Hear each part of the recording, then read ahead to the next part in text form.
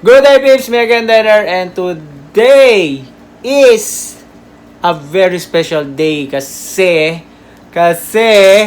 check this out. Oh my golly!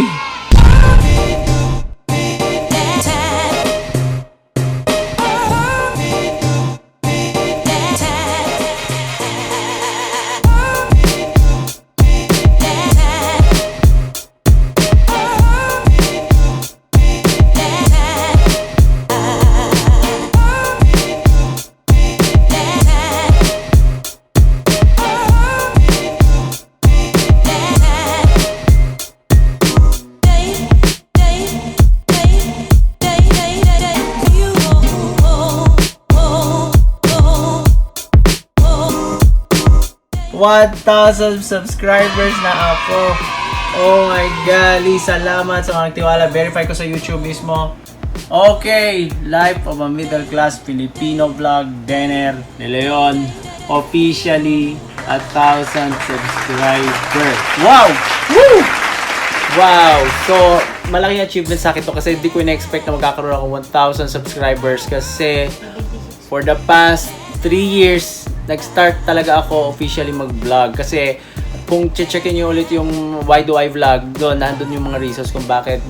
Pero si Casey Nista talaga yung nag-start nito, yung nag-push sa akin kasi siya yung nag-commit ng daily vlogs niya.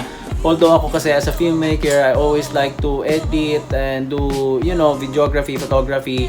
And plus yung may drones na ako, ito talaga yung nag-boost sa akin na anong gagawin ko dun sa mga clips na yon? Itatago ko na lang ba yon? Yung mga memories na share ko, like yung sa travel namin in Singapore with the kids and family and everything. So yung mga momentous moments, talagang kinaka-capture ko na, ini-edit ko. Pero sorry doon sa mga nanood, actually may nagsabi nga sa akin, sino ba naman manood ng mga vlogs ko na umaabot ng 30 to 50 minutes? Well, kasi it's for my own consumption lang talaga siya. Hindi ko siya for the purpose of yung magkaroon ng subscriber na madami, then officially into vlogging. But right now, medyo na-enjoy ko na siya. Of course, may mga moments din na you almost gave up kasi hindi mo alam kung ano yung path mo. So, nagkaroon ako ng payment sa YouTube. Masaya na ako noon na may $100 ako. Hindi ko alam na kumikita na ako before. Pero ayun, suddenly kumita pala ako. So, I started vlogging. Then 2017 came. Nung dumating 2017, naghigpit si YouTube. Sabi, kailangan mo maka 1,000 subscribers, 4,000 watch time, tsaka ka ulitin mo monetize o babayaran. Since ako naman, hindi ko talaga habol yung money, nag-accidental talaga yung first hit ko ng YouTube, yung mga tutorials ko. So, ayun, ever since noon, pwede pala akong kumita. So, added income ito, lalo na sa family ko. Especially doon sa mga gusto kong, sa kids for college, nag-gear na ng college. Malaking tulong na siguro ito. So, that's why nag-focus na ako sa pag-YouTube.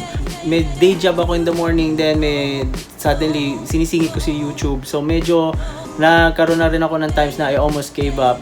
Ang sabi nga ni Casey Neistat, getting to the 100, even to the 1,000 subscriber, ang pinakamahirap na stage sa lahat ng YouTuber. As getting to 10,000 subs. You see, getting to 10,000 subs is the hardest thing to do on YouTube because at 0, nobody's tuning in, nobody cares. And at 10,000, it means you've built a meaningful audience. Number 1, hindi ako sikat. Number 2, well, hindi ko kagad makakamit to. So, sorry kung sa 1,000 pala masaya na ako kasi as an ordinary individual of millions of YouTubers out there, masaya na ako kasi na-reach ko na yung 1,000. At magkakaroon na rin ako ng monetizations. Actually, yung watch time ko, matagal nang meron. Hindi ko lang talaga ma-achieve yung 1,000 subscribers. So, anyway, this is it. The final day, August 30, 2019. Na-meet ko na rin. 3 years. Medyo chinaga ko rin 3 years na yun. I have 600 videos, sobrang dami at ang haba. Doon sa mga hindi naniwala, doon sa mga nagbabash din. Meron din akong bashers Ito na yung testament na siguro sa 1,000 subscribers ko, nagustuhan naman nila yung videos ko. At salamat doon sa 1,000 subscribers ko. Yung wife ko hindi pa nga nagsasubscribe sa akin Ngayon magsasubscribe na siya. those who didn't believe and those who believe, salamat. At doon sa mga nanood, kung na-find nyo corny o hindi, i-improve ko pa to. And then, hopefully, mag-grow pa. And then, alam ko marami pa akong matututunan. And then, of course, sa droney. So, maraming kasabi sa akin, mag-focus na ako sa tutorial, sa hobby. Maraming ways pwede kumita kung may passion ka. Eh ako talaga, ang passion ko is filmmaking. Sabi ko siya, frustrated movie director ako. Pero I think being in 1,000 subscriber glorifies me to be a filmmaker. At in my own time, my own hands, in my own concepts, masakit talaga sa ulo. Dugot pawis ang kailangan mo to achieve this. And the moral of all this is patience. It's required to succeed in anything, but especially on YouTube, it's patience. Okay. So, thank you sa lahat sa mga nag-subscribe.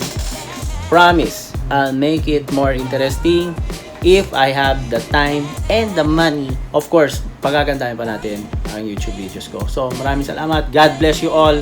And please do, sa mga hindi pa nagsasubscribe, subscribe to my channel below. Peace. Love you guys. Thank you. Salamat.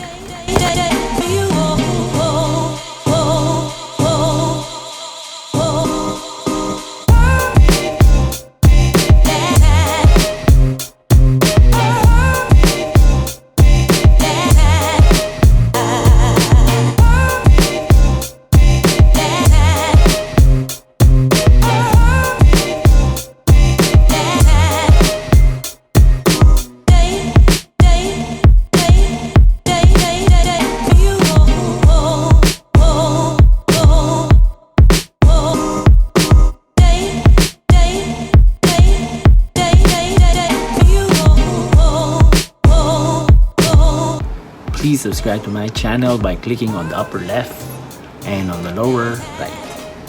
Peace.